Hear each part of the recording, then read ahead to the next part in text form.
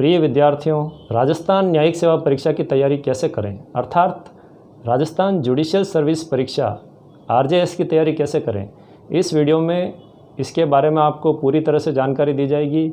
यदि आपके जीवन का लक्ष्य आरजेएस बनना है और आप कानून के विद्यार्थी हैं या आप अपनी एलएलबी डिग्री कर चुके हैं या अंतिम वर्ष में अध्ययन कर रहे हैं, तो इस वीडियो को ध्यान से देखिए ताकि आप अपने जीवन के लक्ष्य को प्राप्त कर सकें, आप आरजेएस बन सकें, उसके लिए अच्छे से परीक्षा की रणनीति बना सकें। तो कैसे मेहनत करनी है, किस तरह से पढ़ाई करनी है, किन बिंदुओं का ध्यान रखना है, परीक्षा में अक्सर परीक्षार्थी क्या गलती करते हैं, इन सब बिंदुओं के ऊपर आपको बताया जाएगा। पूरी तरह से मार्गदर्शन इस वीडियो में आपको दिया जा रहा है, कृपया आप इसको ध्यान से देखिएगा। प्रारंभिक परीक्षा, मुख्य परीक्षा और इंटरव्यू। प्रारंभिक परीक्षा में जितने भी आवेदक होते हैं उसके 15 गुना परीक्षार्थी उत्तीर्ण होने पर मुख्य परीक्षा के लिए पात्र माने जाते हैं। मुख्य परीक्षा में जो भी परीक्षार्थी उत्तीर्ण होते हैं उनके 3 या 4 गुने परीक्षार्थी इंटरव्यू के लिए बुलाए जाते हैं। इंटरव्यू में उत्तीर्ण होने के पश्चात जो व्यक्ति मेडिकल फिटनेस वगैरह क्लियर कर लेते हैं, जो सेवा के लिए पूरी तरह से पात्र होते हैं, उन्हें आरजेएस रूल्स 2010 के मुताबिक पात्रता पूरी करने पर प्रशिक्षण के पश्चात नियुक्ति दी जाती है। आरजेएस अर्थात न्यायिक अधिकारी बनने के लिए कानून द्वारा निर्धारित प्रोसीजर यही है जिसकी आपको जानकारी दी जा रही है। प्रारंभिक परीक्षा, मुख्य परीक्षा, इंटरव्यू और मेडिकल फिटनेस, उसके बाद प्रशिक्षण, उसके बाद नियुक्ति। राजस्थान न्यायिक सेवा परीक्षा अपने आप में एक बहुत ही महत्वपूर्ण और न्यायिक सेवा क्षेत्र में एक बहुत ही प्रतिष्ठित परीक्षा मानी जाती है। राजस्थान न्यायिक सेवा परीक्षा जो भी विद्यार्थी दे रहे हैं उनके लिए मेरा एक संदेश है कि परीक्षा की तैयारी पूरी तरह से मन लगा के करें। अपने भाग्य के ऊपर विश्वास मत करें, आपकी मेहनत ही आपका भाग्य तय करेगी। ऐसा नहीं है, कोई ज्योतिष आपका भाग्य तय नहीं कर सकता। आपकी मेहनत, only and only your hard work will give you the success. Rajasthan न्यायिक सेवा परीक्षा की तैयारी कर रहे विद्यार्थियों से मेरा आग्रह है कि परीक्षा की तैयारी पूरी तरह से मन लगा कर करें। जितने भी बेयर एक्ट हैं उनका अध्ययन पूरी तरह से मन लगा कर करें। पहले जो सिलेबस था अर्थात वर्तमान में जो सिलेबस है उसमें काफ़ी अंतर है।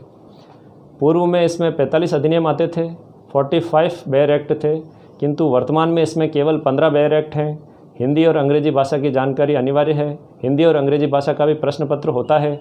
इसके अलावा law paper first, law paper second, जिसको 15 बेयर एक्ट के माध्यम से 2 भागों में बांटा गया है।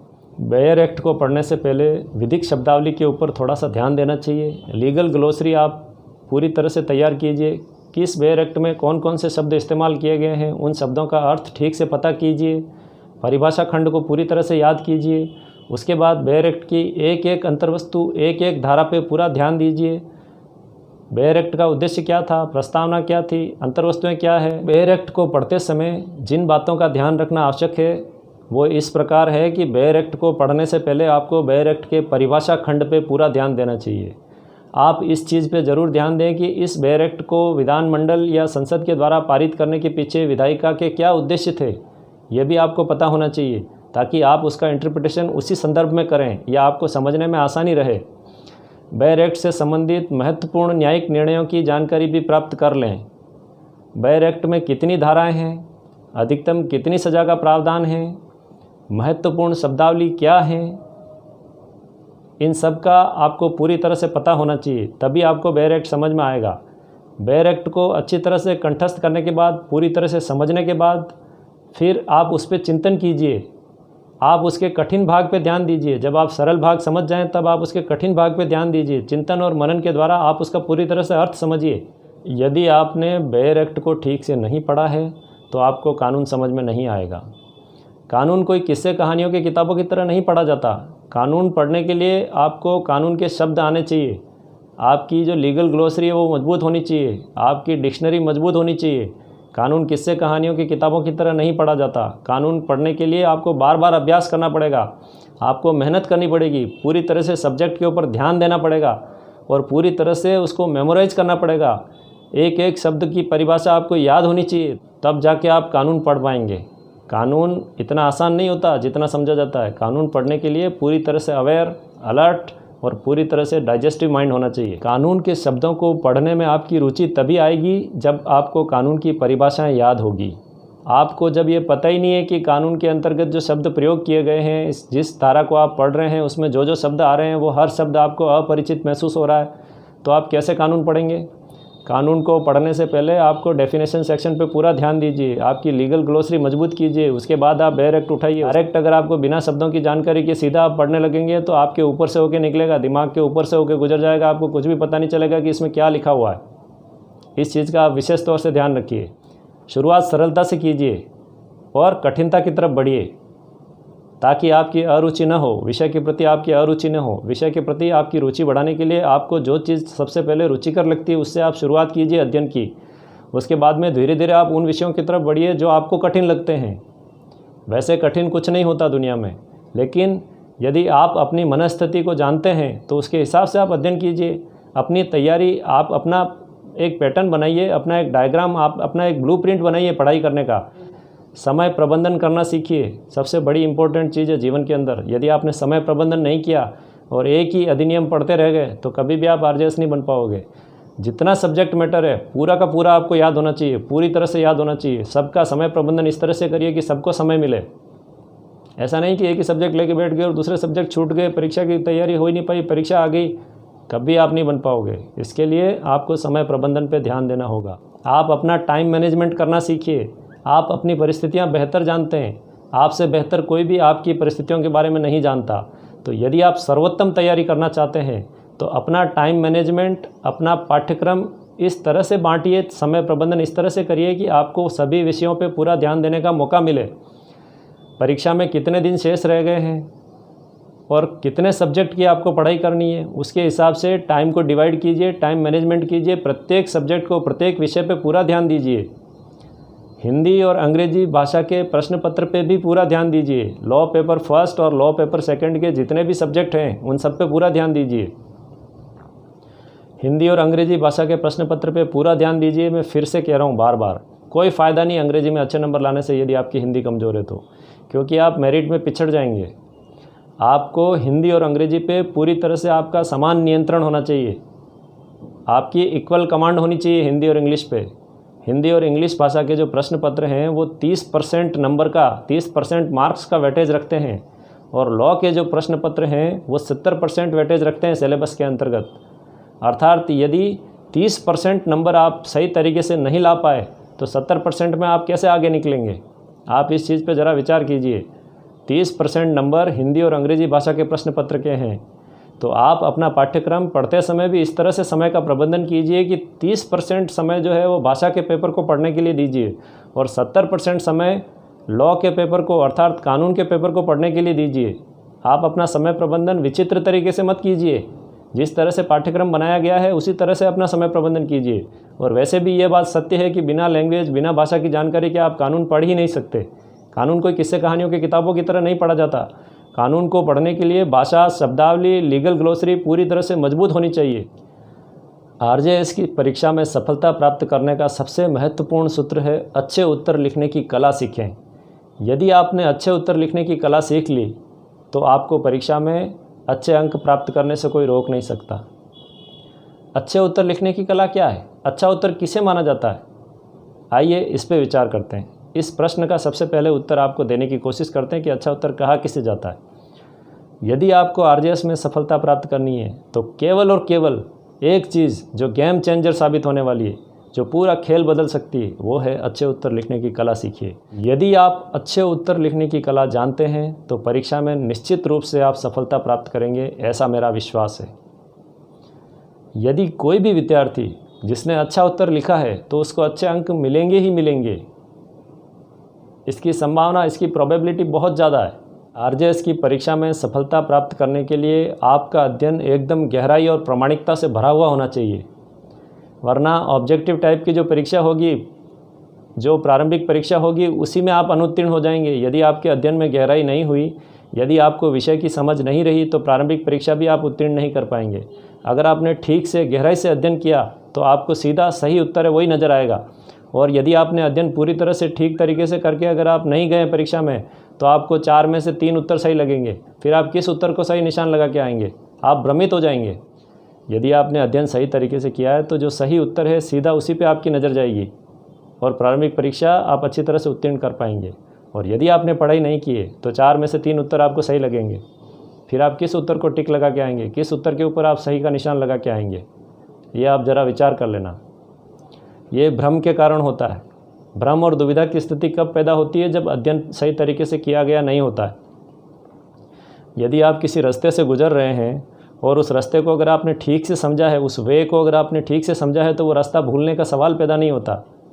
और यदि आपने आंखें बंद करके उस रास्ते से गुजरे हो, या पूरी तरह से अवचेतन मस्तिष्क अगर आपका उस समय कंट्रोल में नहीं है और फिर आप उस रास्ते से गुजरे, तो आप वो रास्ता याद नहीं रख पाओगे। इसी तरह से पढ़ाई करते समय यदि आपने पूरी गहराई, निष्ठा, ईमानदारी और मेहनत से पढ़ाई की है, तो निश्चित रूप से आपको पढ़ाई किया हुआ हर चीज़, हर कंटेंट आपको याद रहेगी। यदि आपने पूरी चेतना के साथ, पूरी कॉन्शियसनेस के साथ पढ़ाई की है, तो प्रारंभिक परीक्षा में सफलता प्राप्त करना कोई बहुत बड़ी बात नहीं है। प्रारंभिक परीक्षा में सफलता प्राप्त करने के लिए आपको पूरी तरह से एनालिटिकल माइंड आना चाहिए। पूरी तरह से आपका विश्लेषणवादी दिमाग काम में आएगा। आपको विश्लेषण करने की क्षमता डेवलप करनी है कि जो 4 उत्तर आपके सामने दिए गए हैं, उसी में से एक सही उत्तर है, और उस सही उत्तर को पहचान करने की, रिकॉग्नाइज करने की, आइडेंटिफाई करने की कला आपके अंदर आनी चाहिए।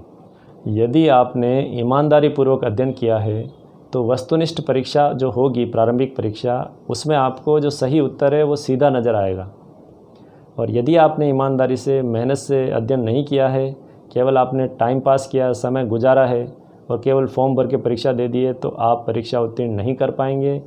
4 उत्तर में से 3 उत्तर आपको सही लगेंगे, आप भ्रमित हो जाएंगे। आपके सामने सही उत्तर होगा और आप सही निशान नहीं लगा पाएंगे, क्योंकि आपको पता ही नहीं है कि कौन सा सही है। पहचानने की कला तभी आएगी जब आप उसकी गहराई में जाएंगे। जिसको आपने देखा ही नहीं अपने मन से, उसको क्या पहचानोगे आप? प्रारंभिक परीक्षा केवल आइडेंटिफाई करने की एक कला है, एक एनालिसिस है। आपको पहचानने की कला आनी चाहिए, आइडेंटिफाई करने की कला आनी चाहिए। 4 जो संभावित उत्तर हैं, उनमें से एक जो वास्तव में एग्जैक्ट सही आंसर है, उसको आपको टिक लगाना है, उसको आपको सही का निशान लगाना है। यही तो करना है प्रारंभिक परीक्षा में, और क्या करना है? क्योंकि प्रारंभिक परीक्षा में केवल आपको सही उत्तर को पहचानना आना चाहिए।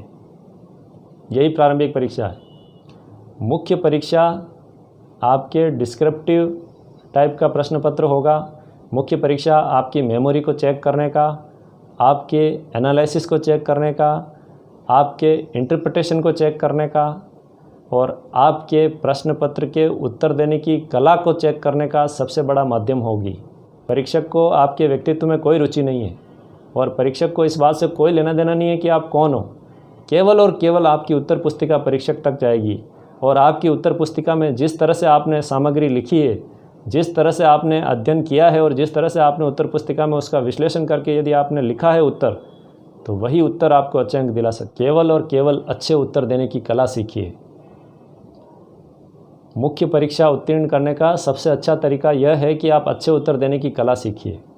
यदि आपने उत्तर पुस्तिका में अच्छे उत्तर लिखे हैं, तो कोई भी परीक्षक आपको अच्छे अंक देगा। सफलता प्राप्त करने के लिए आपको अच्छे उत्तर लिखने की कला सीखनी होगी। कोई भी व्यक्ति ये बोलेगा कि अच्छे उत्तर लिखने चाहिए, लेकिन यहाँ मूल प्रश्न ये है, यक्ष प्रश्न ये है कि अच्छे उत्तर लिखने की कला कैसे सीखें? किसे कहा जाता है अच्छा उत्तर? तो आइए आपको मैं बताता हूँ अच्छा उत्तर किसे कहा जाता है, अच्छे उत्तर लिखने की कला क्या है। अच्छे उत्तर की सबसे प्रमुख विशेषता यह होती है कि वो प्रामाणिकता से भरा हुआ होना चाहिए, ऑथेंटिक उत्तर होना चाहिए। ऐसा नहीं है कि आपने कुछ भी लिख दिया जिसका कोई संदर्भ नहीं है, किसी तरह से कुछ भी लिख दिया अपने मन से, वो नहीं चलेगा। अच्छे उत्तर की सबसे प्रमुख विशेषता यह होती है कि वो प्रामाणिकता से भरा हुआ होना चाहिए। अच्छा उत्तर पूरी तरह से अच्छी भाषा में होना चाहिए। अच्छे उत्तर में सबसे बड़ी विशेषता यह होती है कि वही लिखें जो कि पूछा गया है।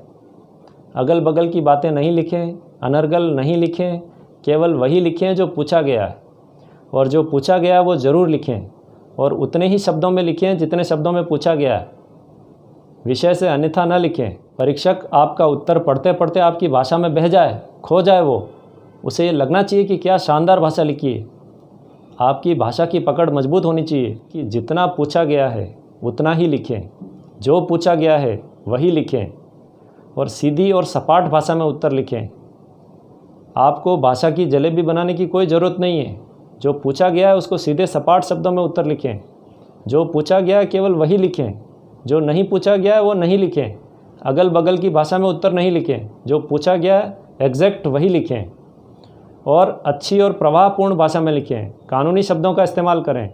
आम बोलचाल की भाषा का इस्तेमाल कानून के प्रश्नों का उत्तर लिखते समय नहीं करें। खिचड़ी भाषा का इस्तेमाल उत्तर लिखते समय नहीं करें।